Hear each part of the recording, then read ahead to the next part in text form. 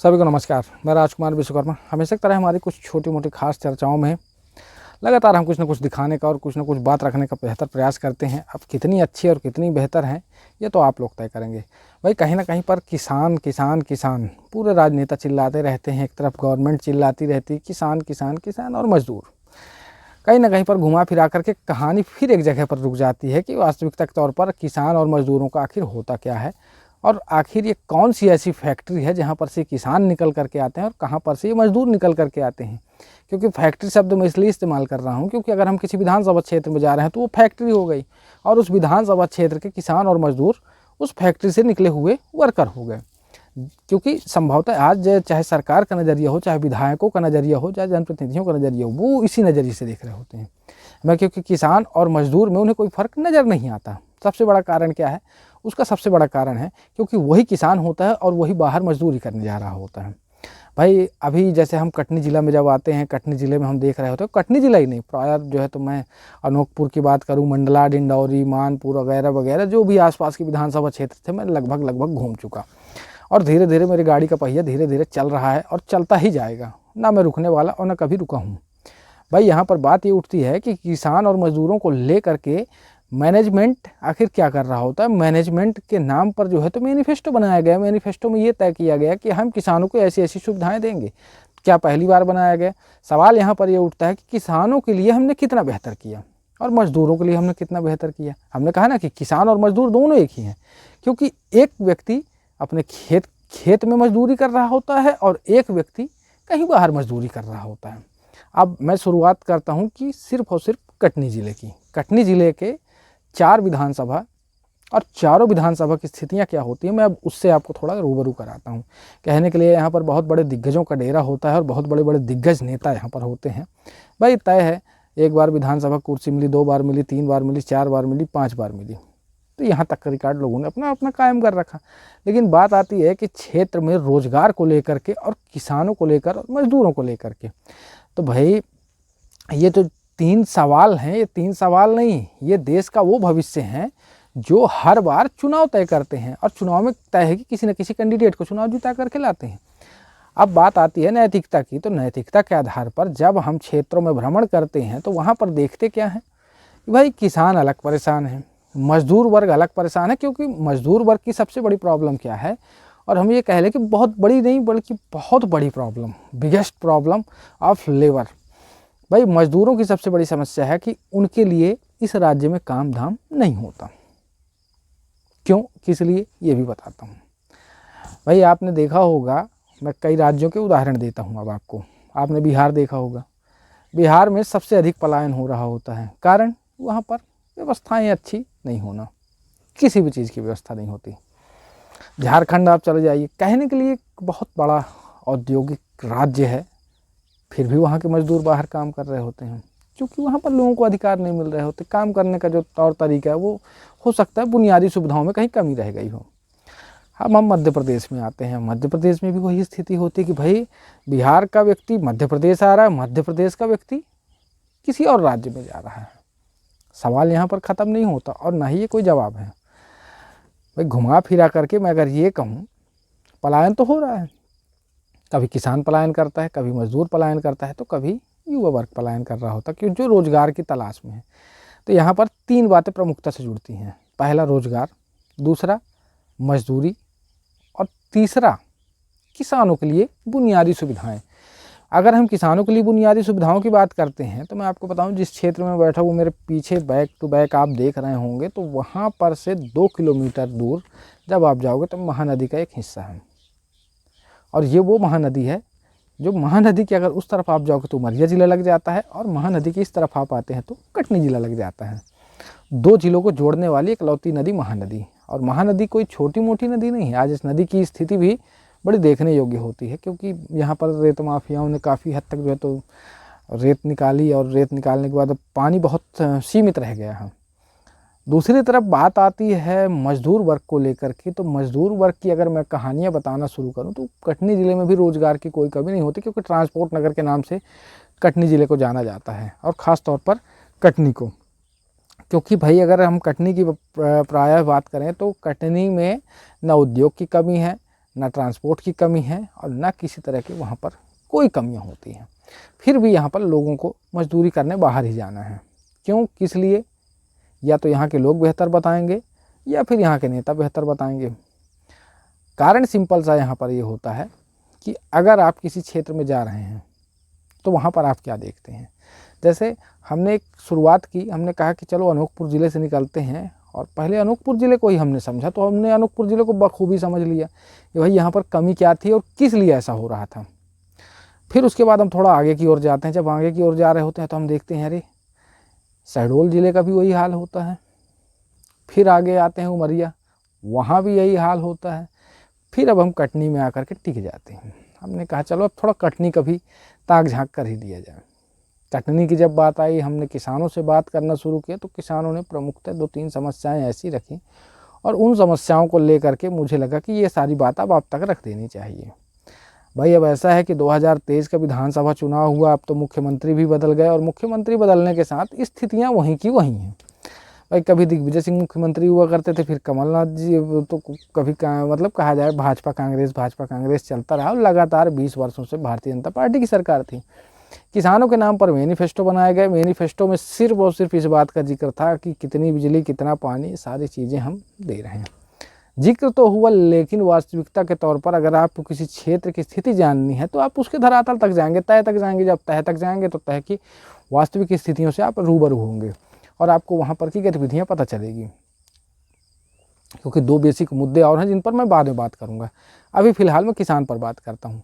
भाई किसान को आप अन्नदाता कहते हो और भारत देश में अगर किसान ना हो तो सोचो आप कि ये जो बड़ी बड़ी बातें करने वाले नेता, अधिकारी, हमारे जैसे लोग ये नहीं होते। क्योंकि हमारा पेट भरा हुआ इसलिए हम इतनी बड़ी बड़ी बातें कर रहे होते हैं। लेकिन उस किसान का क्या, जिसने अनाज को पैदा किया, अनाज पैदा करने के बाद वो आप तक पहुँचाता है, फिर उस सरकार के सरकारी राशन के कोटे तक भी पहुँचा रहा है।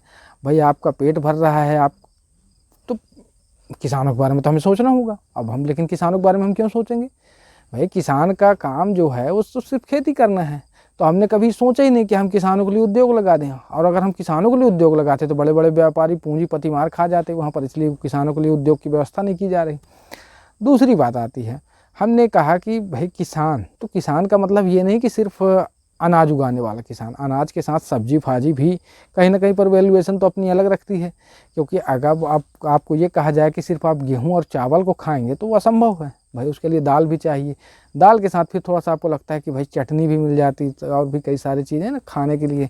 सलाद खा रहे हैं आप, सब्जियाँ खा रहे हैं, कहाँ से आ रहा है? इसे भी, इसकी पैदावार भी करने वाला किसान ही होता है। अब अगर किसान पैदावार कर रहा है तो क्या इनकी स्थितियाँ परिस्थितियों को लेकर के हमने कितना सोचा, और यहाँ पर के सरकार ने और जिला प्रशासन ने और यहाँ पर बैठे विधायकों ने कितनी इसकी चिंता की? इसकी चिंता करने वाला कोई नहीं होता। अब किसान अपनी स्वयं चिंता कर ले भाई कि मुझे कैसे खेती करनी है। क्योंकि मैं आपको बताऊं, जिस क्षेत्र में मैं बैठा हुआ ये इतना पिछड़ा हुआ क्षेत्र है, कहने के लिए तो बहुत बड़ा नामी ज़िला होता है ये कटनी ज़िला। लेकिन इस कटनी ज़िले की आर्थिक अगर दशा और दिशा आपको देखनी है तो आपको धरातल तक आना पड़ेगा। देखिए NH-43 बनने से विकास नहीं हो जाता। आपने शहर से शहर को जोड़ दिया, वो कोई विकास नहीं हुआ।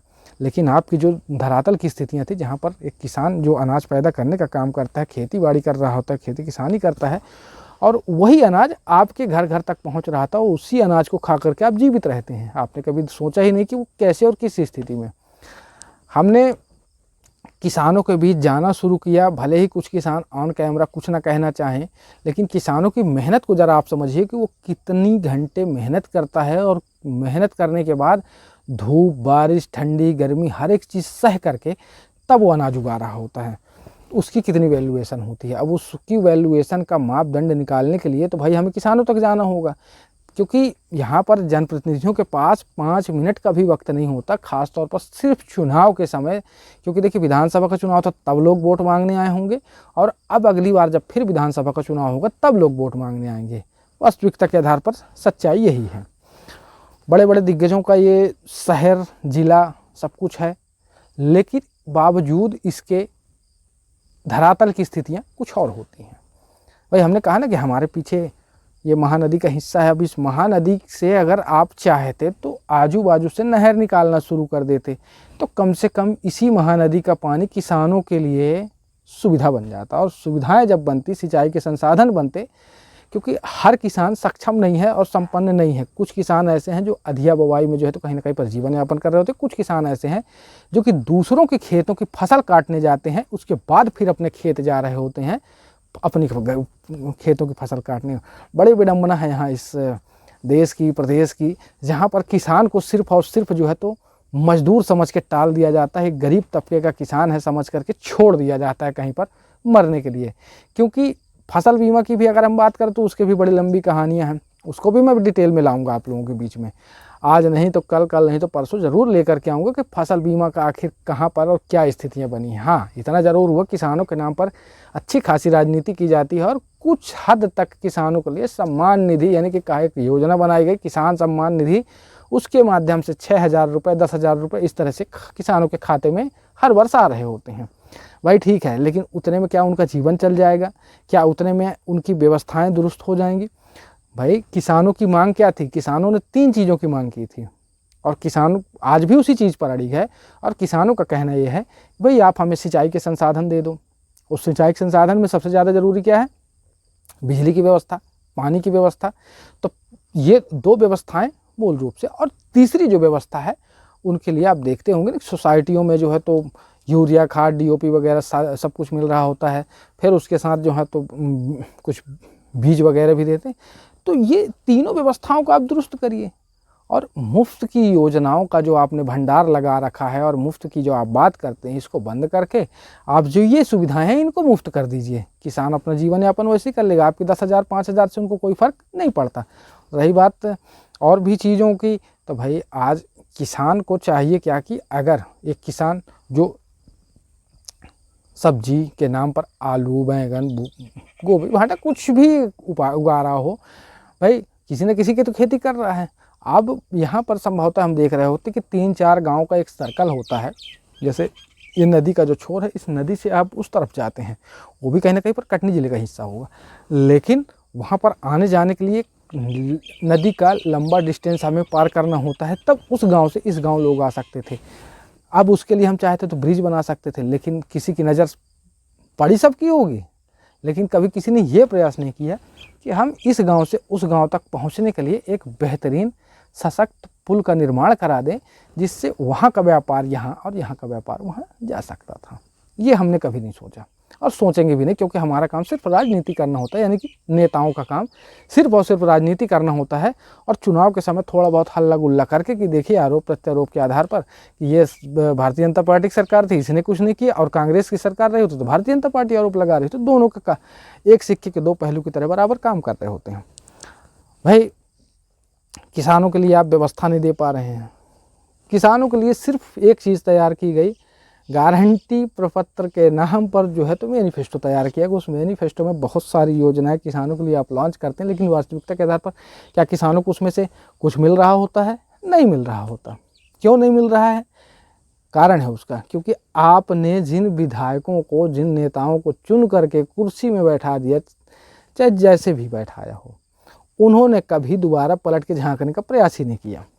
आज जब मैं यहाँ पर इस क्षेत्र का भ्रमण कर रहा होता हूँ, किसानों की स्थितियाँ देखता हूँ, तो बहुत कुछ यहाँ पर बदलने की ज़रूरत होती है, ख़ास तौर पर बुनियादी सुविधाओं को। भाई क्योंकि देखिए ये जो आसपास के जो क्षेत्र हैं, यहाँ पर सबसे अधिक यहाँ पर किसानों की संख्या होती है। उसके बाद यहाँ पर मजदूर वर्ग होता है और उसके बाद यहाँ पर युवा वर्ग होता है, जिनमें पढ़े लिखे लोग हैं, ग्रेजुएट हैं, वो भी कहीं ना कहीं पर पलायन की मार को झेल रहे होते हैं। कारण आसपास क्षेत्रों में किसी तरह की व्यवस्थाओं का ना होना, जो कहीं ना कहीं पर उनके लिए बहुत बड़ा सर का दर्द होता है। बहुत बड़ा सर का दर्द इसलिए कि भाई अगर घर परिवार है तो जीवन यापन के लिए 2-4 पैसों की आमदनी जरूरी है, तो कुछ लोग बाहर की ओर भाग रहे होते हैं और बचे कुछ घर के लोग खेती बाड़ी में अपना जीवन यापन कर रहे होते हैं। यहाँ पर मैं आपको बताऊं कि किसी तरह की कोई कमी नहीं होती है, ना अनाज की, ना सब्जी भाजी की, हर चीज़ बराबर मात्रा में होता है। लेकिन अगर यहाँ पर कुछ नहीं है तो वो है मंडी की व्यवस्था। क्योंकि यहाँ पर हम देखते हैं कि जो आसपास का पूरा क्षेत्र है, ऐसा नहीं कि यहाँ पर लोग मेहनत कश नहीं है, सब हैं, लेकिन ना तो कभी जिला प्रशासन ने और ना ही कभी यहाँ के नैतिकता के आधार पर इस क्षेत्र के जो विधायक थे उन्होंने कभी इन क्षेत्रों को पलट करके झांकने का प्रयास किया हो। अभी तो हाल फिलहाल जब चुनावी परिणाम आए तो बहुत हद तक कांग्रेस के विधायक चुनाव हारे और बहुत हद तक भारतीय जनता पार्टी के विधायक चुनाव जीत करके आए, और तो अब तो मध्य प्रदेश में मुख्यमंत्री का चेहरा ही बदल दिया गया, मुख्यमंत्री ही बदल दिया गया है। तो कहीं ना कहीं पर लोगों को और चिंता होने लगी कि भाई अब मध्य प्रदेश का क्या होगा, मध्य प्रदेश की जनता का क्या होगा। भाई जैसे भी चल रही थी सरकार, लेकिन चल तो रही थी और लोग भी कहीं ना कहीं पर खुश थे। अब जिस तरह की स्थितियां हैं तो उनमें मजदूर वर्ग वो अलग परेशान, किसान अलग परेशान, युवा वर्ग अलग परेशान। तो भाई ये जो क्षेत्र की स्थितियां हैं, आप इनमें सुधार लाने का कब और किस तरह का प्रयास करने वाले हैं। हालांकि ये करें ना करें, लेकिन हमारा प्रयास ये है कि हम क्यों ना जिला प्रशासन से बात करें और जिला प्रशासन में बैठे इस ज़िले के मुखिया कलेक्टर महोदय से बात की जाए कि भाई अगर यहाँ पर सबसे पहले तो पहुँच मार्ग के साथ एक मंडी की व्यवस्था, और मंडी के साथ साथ सिंचाई के जो साधन संसाधन हैं आप उनकी उचित व्यवस्था कराएं। क्योंकि नहरों का प्रयोजन जो है तो लगातार कई वर्षों से इतिहास के पन्नों में सिर्फ छपा हुआ है, लेकिन उनकी कार्य योजनाएँ आज भी सिर्फ कागज़ों में धूल खा रही हुई, और वो कागज़ के पन्ने फाइलों में कहीं ना कहीं पर दफन होते हैं। अगर फाइलों में ही दफन होते रहे तो इस क्षेत्र की स्थितियां क्या होंगी शायद आने वाले समय में। क्योंकि आज जो ये स्थितियां हैं, उन स्थितियां परिस्थितियों को सिर्फ और सिर्फ किसानों ने स्वयं के बलबूते जो है तो बहुत हद तक संभाल रखा है। अन्यथा सरकार या सरकार में बैठे हुए नुमाइंदे जनप्रतिनिधि, क्योंकि जो रिमोट कंट्रोल से चलने वाले ये जो विधायक हैं, ये जो नेता हैं, इन्होंने कभी ये प्रयास ही नहीं किया कि हम इस क्षेत्र को कितना बेहतर कर सकते थे। तो ये जो बड़वारा विधानसभा क्षेत्र है, पूरा कटनी जिला है, इस क्षेत्र को आप पूरा घूमिए तो आपको समझ में आएगा कि वास्तविकता के आधार पर। देखिए किसान हम दूर से देख रहे होते तो हमें लगता है अरे बाप रे, किसान जो है यहाँ पर काफ़ी सक्षम होगा, लेकिन हकीकत यह है कि वो कितने हद तक कर्जे में है, कितने हद तक उसकी नुकसान हो रही है, और कितने हद तक वो पानी के लिए परेशान होता है। क्योंकि देखिए होता यह है कि यहाँ पर अभी जैसे जिस क्षेत्र में बैठा हुआ हूँ, यहाँ पर गिनती के 2-4-10 किसानों ने पैसा लगाया, अपना एक ट्रांसफार्मर खरीद के ले आते हैं, उन्होंने बिजली की व्यवस्था, तार वार सब कुछ अपने पैसे से ही सब कुछ कर लिया। और यहाँ पर लगातार अखबारों में ये छपता रहा कि सरकार के नुमाइंदों ने बहुत कुछ कर दिया। तो यहाँ पर 2-2 हाथ ऐसे खड़े हुए होते हैं, और उन हाथों में सिर्फ सिंबल बना होता है, एक और भाजपा एक और कांग्रेस। क्योंकि जहाँ पर कांग्रेस का विधायक है तो वो अपनी वाहवाही लूटेगा, और जहाँ पर भाजपा का विधायक है वो अपने सरकार की वाहवाही लूट रहा होता है। और लोगों को ये बताया जाता है हंसी खुशी कि देखिए सरकार ने आपके लिए इतना कुछ कर दिया है। रही बात पलायन की, तो पलायन होना तो तय है। पलायन होना इसलिए तय है क्योंकि देखिए उद्योग होना एक अलग बात है, क्षेत्र में और अन्य रोजगार के माध्यम होना वो भी अलग बात है। हमने कहा ना कि कटनी ज़िले को लोग ज़्यादातर ट्रांसपोर्ट नगर के नाम से जानते हैं, क्योंकि कटनी ज़िले में जितनी ट्रांसपोर्टिंग है शायद उससे कहीं ज़्यादा आसपास के क्षेत्रों में नहीं होगी। तो लगातार जब इस टाइप की व्यवस्थाएं हैं, हमने देखा यहाँ पर लोगों को कि जो सक्षम लोग थे, हमने देखा उस पढ़े लिखे युवा वर्ग को जो आज इस ज़िले को छोड़ करके किसी दूसरे ज़िले में जा रहा होता है, सर में तगाड़ी होती है, बाकायदा रेत गिट्टी मसाले ढो रहा होता है, ईंटें फेंक रहा होता है, उस मजदूरी कर रहा होता है। ये आखिर किसने दिया हमें भाई? क्योंकि अगर हम किसी क्षेत्र को बेहतर करना चाहते हैं, समृद्धशाली करना चाहते हैं, तो हमें सबसे पहले गवर्नमेंट की हर एक उस योजना को धरातल तक उतारना होगा। और वास्तविकता के तौर पर अगर जिस दिन हमने ये सारी चीज़ें कर दी, तो आप सोचिए कि उस क्षेत्र की, उस गांव की स्थिति क्या होगी। बहुत कुछ यहाँ पर बदला हुआ होगा। किसान किसान नहीं रह जाएगा, बल्कि एक सक्षम किसान होगा, और वो स्वयं से सारी चीज़ें अपनी कर रहा होगा। तो ये अगर हमारे दिमाग में चल रहा होता या हमने कभी प्रयास किया होता, तो वो हमने कभी प्रयास किया ही नहीं। हमने कहानी बताई ना आपको कि बिहार का रहने वाला व्यक्ति मध्य प्रदेश में आके काम कर रहा है, मध्य प्रदेश का रहने वाला व्यक्ति महाराष्ट्र में काम कर रहा है, और छत्तीसगढ़ का व्यक्ति मध्य प्रदेश में आता है, और मध्य प्रदेश का व्यक्ति छत्तीसगढ़ चला जाता है। छत्तीसगढ़ का रहने वाला व्यक्ति या तो झारखंड चला जा रहा है, और झारखंड वाला व्यक्ति यहाँ चला आता है। भाई कहीं ना कहीं पर नैतिकता के आधार पर जो है, तो जो भी स्टेट गवर्नमेंट थी उन्होंने आखिर लोगों को दिया क्या है। ये उदाहरण आज मुझे इसलिए देना पड़ रहा है क्योंकि नैतिकता के आधार पर मैं अगर ये बात कहूँ तो ये सारी की सारी जिम्मेदारियां और जवाबदारियां हमारे वर्तमान में बैठी हुई सरकारों की थी। हम ये नहीं कहते कि आप हर किसी को नौकरी दे दो, लेकिन जो जिसका पेशा है उस पेशे के आधार पर कुछ तो आप तय करते, और उनकी आर्थिक स्थितियों में थोड़ा सा सुधार लाने का। भाई किसान आपसे कुछ मांगता तो नहीं है, किसान सिर्फ आपसे इतना ही मांग रहा है, और वो भी क्यों मांग रहा है उसका भी एक कारण है। भाई बिजली व्यवस्था उसके हाथों में नहीं है कि वो अपने हाथों से ले आए, पानी की व्यवस्था उसके हाथ में स्वयं में नहीं। हाँ, जो सक्षम किसान है, जिनके पास पैसा है, तो वो अपने हिसाब से बोर करा ले रहे हैं। किसानों की स्थिति मैं बताऊँ आपको, किसानों की स्थिति कुछ ऐसी होती है ना, एक किसान जो गरीब घर का है, गरीब तबके का है ना, वो ना किसी दूसरे की फसल काटने जाता है और उससे बनी मजदूरी जो मिल रही होती है, उस बनी मजदूरी से अपनी खुद की खेती कर रहा होता है। तो साहब यहाँ ये स्थितियाँ हैं और इन स्थितियों में सुधार आप कब तक लाने वाले हैं, कैसे लाने वाले हैं और क्या होगा आने वाले समय का, तो ये तय कर पाना बड़ा मुश्किल है। तो कहीं ना कहीं पर ये जो रोजगार, पलायन, किसान, मजदूर, ये सारे के सारे जो लोग हैं ना, घूम फिर करके मेरे दिमाग में यूँ चलते रहते हैं और मेरा भ्रमण भी लगातार चल रहा है। मैं हर संभव प्रयास करता हूँ कि अन्य क्षेत्रों में भी जाऊँ और मेरी पहल जो है तो जारी है और मैं प्रयास भी ये भी करता हूँ कि भाई वहाँ पर बैठे जिला प्रशासन के लोगों से और इस क्षेत्र के नेताओं से भी बात करने का प्रयास करूँगा। पूर्व विधायक रहे हों चाहे वर्तमान विधायक हों, उनसे भी हम इस बात को रखेंगे कि भाई इस क्षेत्र की स्थितियों के सुधार के लिए आप क्या करने वाले हैं, और उन्हें जवाब तो देना होगा, क्योंकि अगर वो जवाब नहीं देते हैं तो इसका मतलब सीधा सीधा है कि पब्लिक को इन्होंने छला है। अब रही बात यहाँ पर की, तो किसानों के लिए और जो बेहतर सिंचाई के संसाधन हैं, मंडी की व्यवस्था है, क्योंकि यहाँ पर मैं देख रहा होता हूँ कि मंडी की व्यवस्था ना के बराबर होती है। खासतौर पर बड़वारा विधानसभा की मैं बात करूँ तो कुछ जगहों पर बनी है मंडी की व्यवस्था और कुछ जगहों पर ऐसा है कि यहाँ पर कुछ भी नहीं होता है। क्योंकि देखिए क्या होता है कि शहर से जुड़े हुए और NH-43 से आसपास से जुड़े हुए जो क्षेत्र हैं वो काफ़ी डेवलपमेंट की ओर चले गए, लेकिन जो आसपास के 5 किलोमीटर 2 किलोमीटर के दरमियाने आसपास बसे हुए जो छोटे मोटे गांव हैं, बसाहट जो बसी है, वहाँ पर जस की तस स्थितियाँ जो 20 साल पहले होती थी वही आज भी है।